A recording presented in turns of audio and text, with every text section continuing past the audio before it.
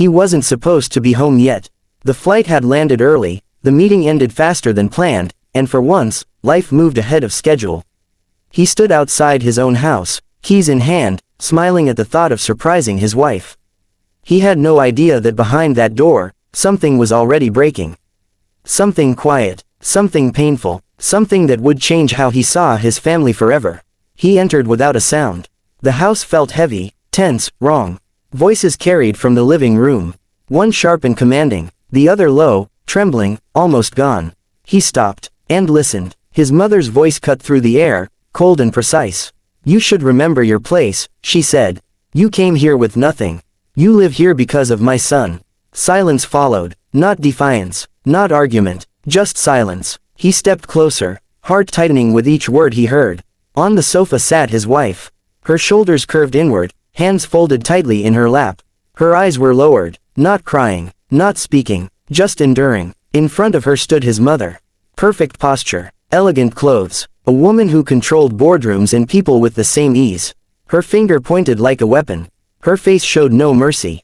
"I warned you," she continued. "You don't belong in this family.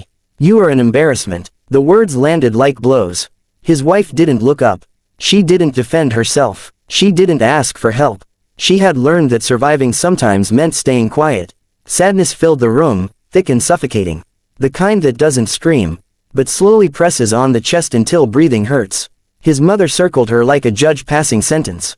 "You think wearing my son's ring makes you equal?" She laughed softly, a laugh trained by years of power. "You should be grateful I allow you here." His wife swallowed, her fingers tightened, her face stayed calm, but inside, something was crumbling. This was not the first time. It was just the first time no one else was watching. He felt frozen. This was his home, his mother, his wife, and he had walked into a nightmare. Helplessness crept in, the kind that makes even strong people feel small. He realized how blind he had been. How often he had chosen convenience over truth.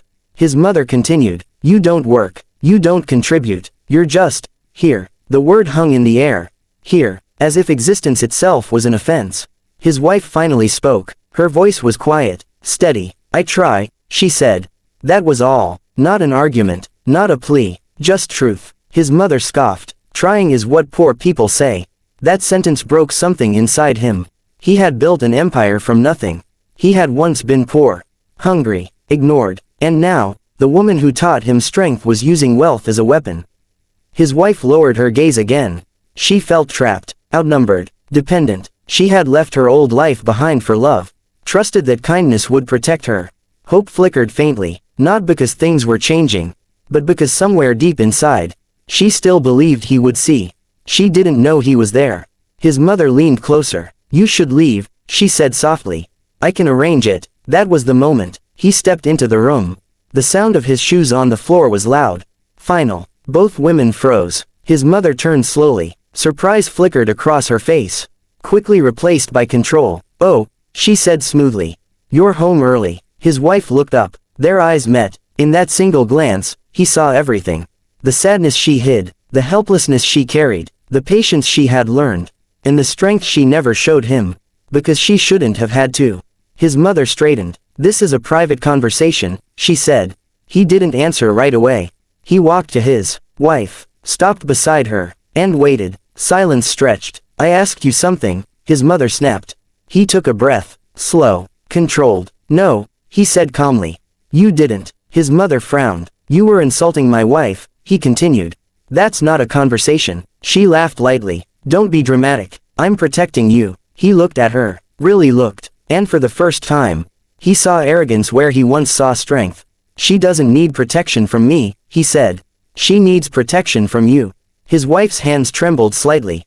She didn't move, didn't speak. She waited. His mother's expression hardened. "I built everything you have," she said. "You forget who made you."